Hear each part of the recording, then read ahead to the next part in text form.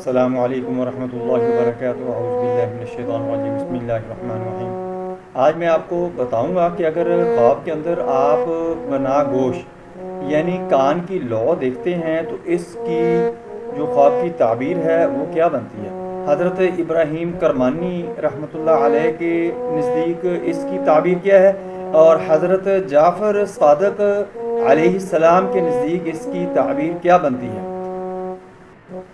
बना गोश यानी कान की लौ को ख्वाब में देखना खुश रो यानी खूबसूरत और मुबारक लड़का है, और दो बना गोश को देखना दो लड़के हैं। अगर आप एक कान की लौ देखते हैं, बना गोश देखते हैं तो एक लड़का होगा। अगर आप दो बना गोश देखते हैं यानी दोनों कानों की लौ देखते हैं तो अल्लाह आपको दो बेटे देगा। हज़रत इब्राहीम करमानी रहमतुल्लाह अलैहि ने फरमाया है कि ख्वाब में कान की लौ को देखना कदर और मर्तबे की दलील है, और बना गोश के देखने में कमी और ज़्यादती साहिबे ख्वाब के कदर और मर्तबे की दलील है। हज़रत जाफ़र सादिक अलैहिस्सलाम ने फरमाया है कि ख्वाब में कान की लौ को देखना चार वजह पर है। अव्वल पिसरे खूब रो यानी खूबसूरत बेटा आपके यहाँ होगा, यानी खूबसूरत लड़का होगा। दोम कदर और मर्तबा आपका जो है वो बढ़ जाएगा। सोम दुरुस्ती दीन यानी आपकी दीन की दुरुस्ती भी होगी, आपके इल्म में इजाफा भी होगा, आपकी कदर व मंजिलत भी होगी, और आप साहिबे औलाद होंगे। और साहिबे औलाद भी वो कि खूबसूरत लड़का अल्लाह की ज़ात आपको औलाद नरीना से नवाजेगी। चहारम फर्जंद के बायस मुनाफ़अत होगी। चौथी जो हज़रत जाफ़र अलैहिस्सलाम ने ख्वाब की इसकी ताबीर बताई है वो है कि जो आपके बेटा होगा वो आपके लिए बहुत ही मुनाफा बख्श होगा, दुनिया में भी, दीन में भी और आखिरत में भी। फैटी लीवर और पित्ते की पथरी की बड़ी वजूहात जो हैं वो है फास्ट फूड और कोल्ड ड्रिंक्स, ज़्यादा चिकनाई वाली ग़ज़ा, मीठा और शुगर, सारा दिन बैठे रहना, मोटापा, शुगर और कोलेस्ट्रॉल, ज़हनी दबाव, बाज़ अद्वियात का ज़्यादा इस्तेमाल, नींद की कमी। अल्ट्रासाउंड रिपोर्ट में क्या नज़र आएगा? ग्रेड 2 फैटी लीवर यानी जिगर का बड़ा होना, हेपाटोमेगाली और गाल ब्लैडर स्टोन। बाकी गुर्दे और पैंक्रियाज जो हैं वो अक्सर इस मरीज़ के नॉर्मल ही आते हैं। अब हम आते हैं कि इसका इलाज हम कैसे कर सकते हैं। आपको जो सर्जन हैं वो यही रिकमेंड करेंगे कि आप इसकी सर्जरी करवा लें यानी पित्ता निकलवा लें। वो इसका यही ट्रीटमेंट सजेस्ट करते हैं, और इसके साथ साथ वो और इसका हल नहीं उनके पास बताया जा सकता।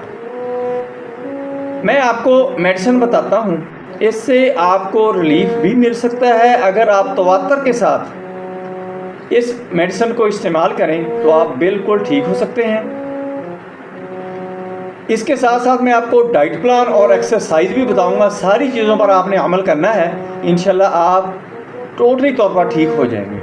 क्योंकि जो मेडिसिन होती है वो 25% काम करती है, और जो दूसरे अवामिल होते हैं यानी डाइट प्लान, एक्सरसाइज होता है वो 75% काम कर जाते हैं। जब हम अकेली मेडिसिन इस्तेमाल करते हैं तो वो थोड़ा काम करती है, उसकी कोऑर्डिनेशन जब मिलती है डाइट प्लान और एक्सरसाइज के साथ तो वो काफ़ी अच्छा बेहतर रिजल्ट मिलता है।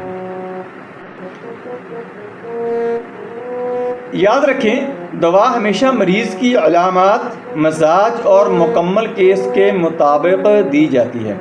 लेकिन जो मैं आपको इसकी बहुत ही अहम मेडिसिन है वो सजेस्ट कर देता हूँ, चैलिडोनियम मैजस। ये आपने मदर टेंचर में लेनी है, क्यों ताकत में लेनी है।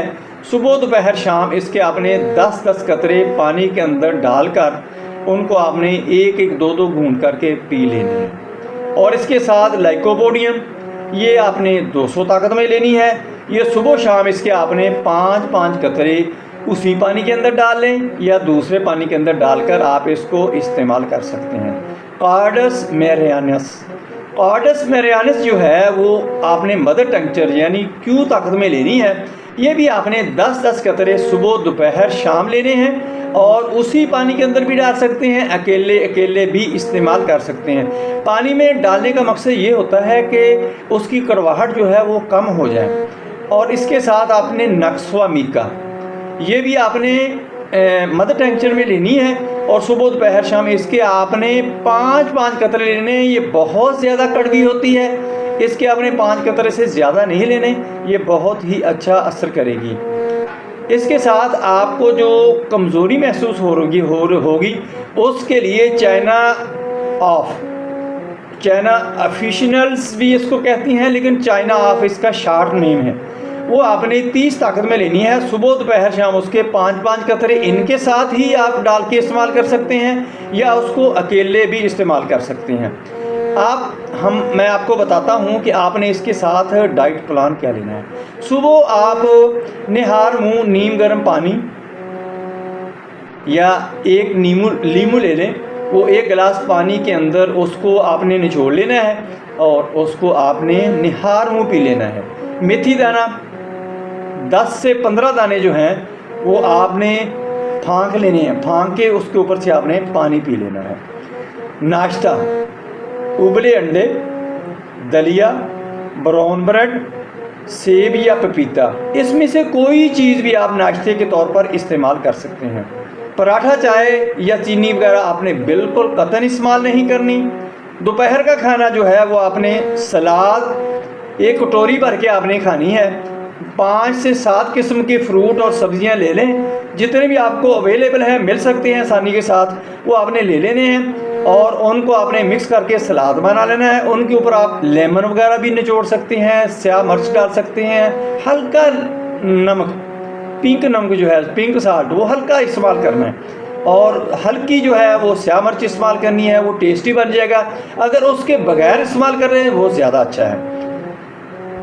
उबली हुई मछली या चिकन, ब्राउन रोटी, सब्जियां, ये सब्जियां जो है वो आपने बॉयल करके इस्तेमाल करनी है। ब्राउन रोटी वो होती है जिसमें से वो जो बूरा होता है वो छना नहीं जाता, वो उसके अंदर ही आटे के अंदर गूंदा जाता है और रोटी बनाई जाती है। ये बहुत ही अच्छी रोटी होती है। एक तो इसके अंदर फाइबर बहुत होता है, जो कि इस मरीज़ के लिए जो कॉन्स्टिपेशन की कब्ज़ होती है वो बहुत ख़तरनाक होती है, उसको आपने कॉन्स्टिपेशन नहीं होने देनी और ये चीज़ें जो है आपको कॉन्स्टिपेशन नहीं होने देनी। कोल्ड ड्रिंक्स, फास्ट फूड, ये आपने कतई इस्तेमाल नहीं करना। शाम के वक्त जो आपने इस्तेमाल करनी है चीज़ वो है ग्रीन टी या बादाम अखरोट। बादाम आप ऐसा करें कि 8 गरियाँ मगज़ बादाम जो है वो आपने 8 वो भिगो लेने हैं, भिगोकर आपने छिलके उतार कर इस्तेमाल करने हैं। उसके साथ 2 अखरोट बेहतरीन सेहतमंद लेने हैं, उनको तोड़कर उसमें से वो उसका जो मगज़ है, गरी है, वो निकाल लेनी है।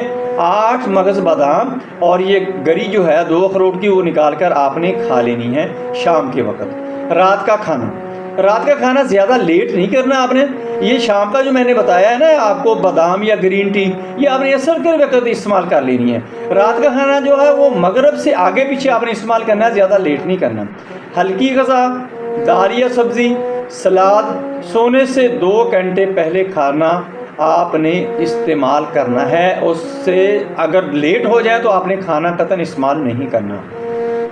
और इसके साथ ये आपने याद रखना है कि आपने सुबह के वक्त जो खाना खाना है वो आपने 60% और दोपहर के वक्त जो खाना खाना है दिन का वो आपने 30% और शाम के वक्त जो खाना खाना है वो आपने 10%। इसके साथ जो एक्सरसाइज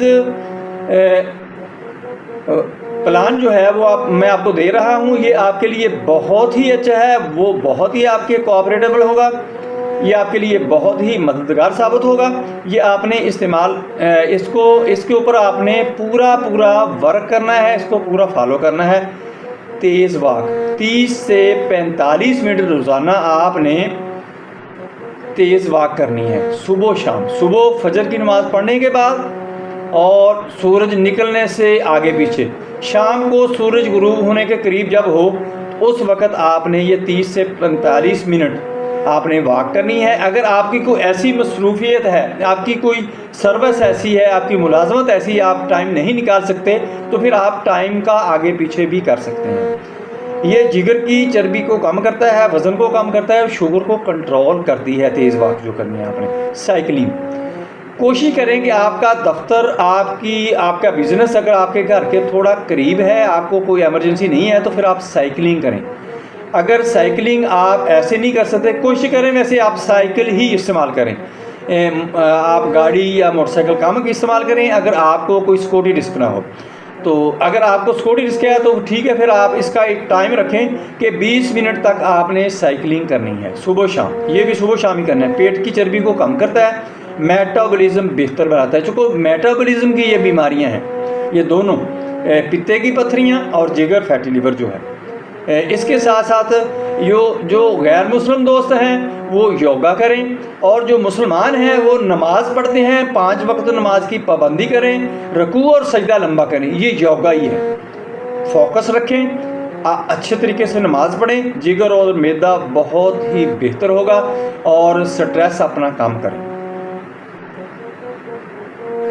इंसुलिन जो है इसके लिए, रेजिस्टेंस के लिए आप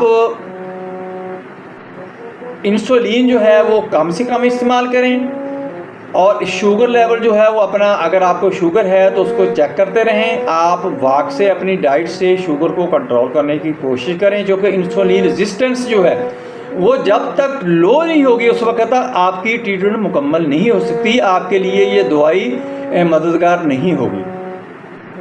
डीप ब्रीथिंग, आपने लंबा सांस खींचना है और कुछ देर उसको आपने अंदर रोकना है, और उसके बाद आपने मुंह के ज़रिए, नाक के ज़रिए आपने सांस को खींचना है, और मुंह के ज़रिए आपने उस सांस को कुछ देर रोकने के बाद निकालना है। उसकी मैं आपको थोड़ी सी एक्सरसाइज करके दिखा भी देता हूँ। इससे ये होगा कि जिस्म में ऑक्सीजन बेहतर होगी, ज़हनी सुकून होगा, सोजिश कम होगी।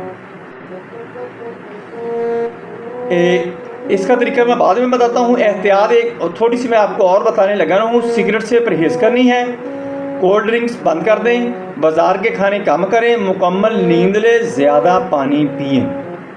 मुझे उम्मीद है कि आपको इस वीडियो से बहुत ज़्यादा फ़ायदा होगा। अगर फ़ायदा हो तो इस वीडियो को लाइक करें, दोस्तों और रिश्तेदारों के अंदर शेयर करें, और बेल आइकन को प्रेस करें।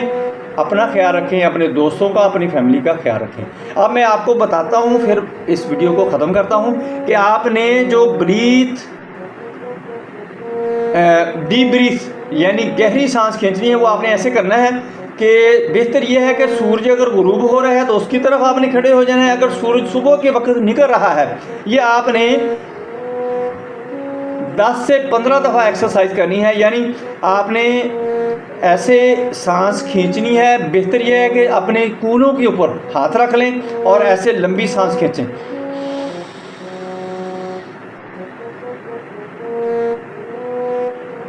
सांस रोक ली, इसके बाद आपने मुंह के ज़रिए, मुंह खोल के आपने इसको ज़ोर लगा के बाहर निकाल देना ऐसे।